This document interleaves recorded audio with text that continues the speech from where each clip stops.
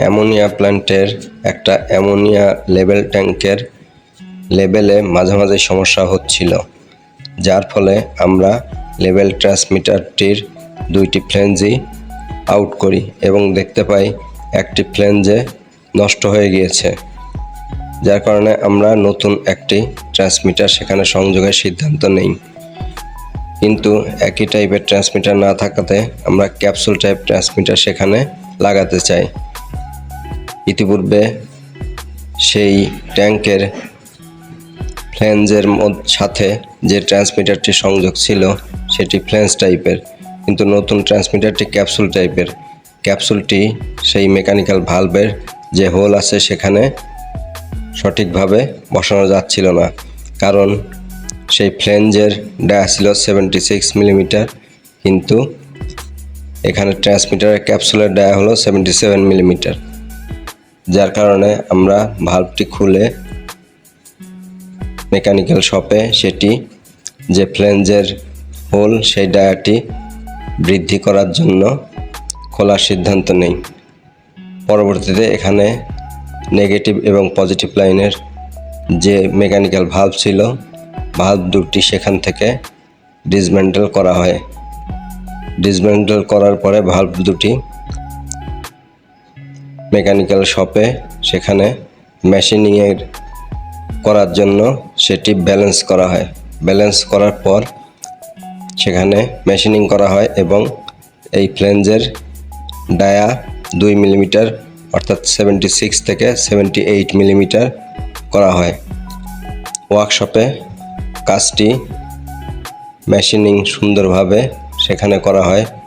Valve দুটি খুলে এখান থেকে প্রথমে মিজার করা হয় এবং মিজার পরবর্তীতে এই যে মেশিনটিতে কাজটি করা হবে সেখানে এর সঠিকভাবে মিজার করে ব্যালেন্সিং কমপ্লিট করা হয়।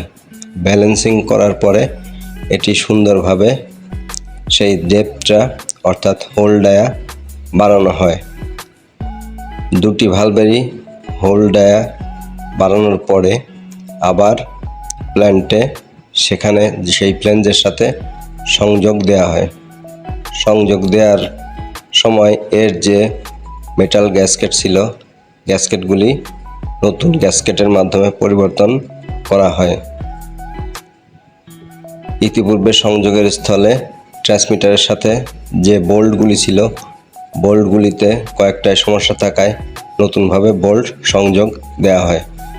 এখানে নতুন সিমেন্স যে ট্রান্সমিটার সেটির ক্যাপ ছিল, ক্যাপগুলো খুলে আমরা ইনসার্ট করে সেই মেকানিক্যাল ভালভের হলে সুষ্ঠুভাবে সেখানে সংযোগ করি। ট্রান্সমিটারটি সংযোগ করার পর এর ক্যালিব্রেশন রেঞ্জ ওয়াইজ এর বিভিন্ন প্যারামিটারগুলো সেখানে সেট আপ করা হয়।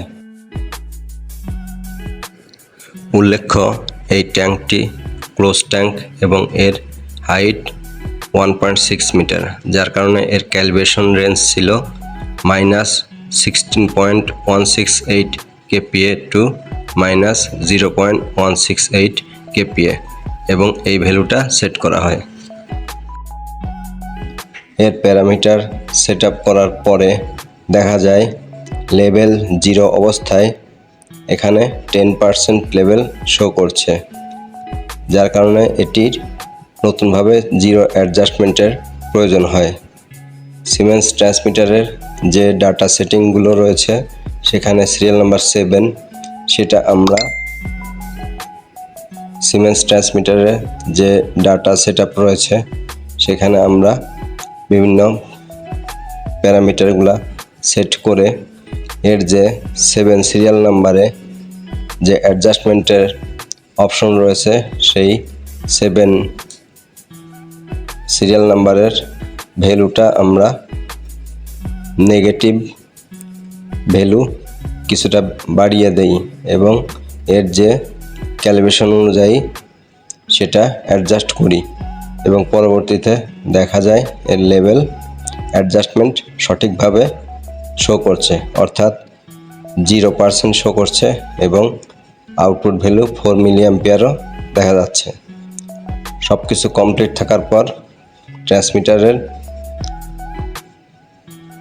মেইনটেনেন্স কাজ কমপ্লিট করা হয়।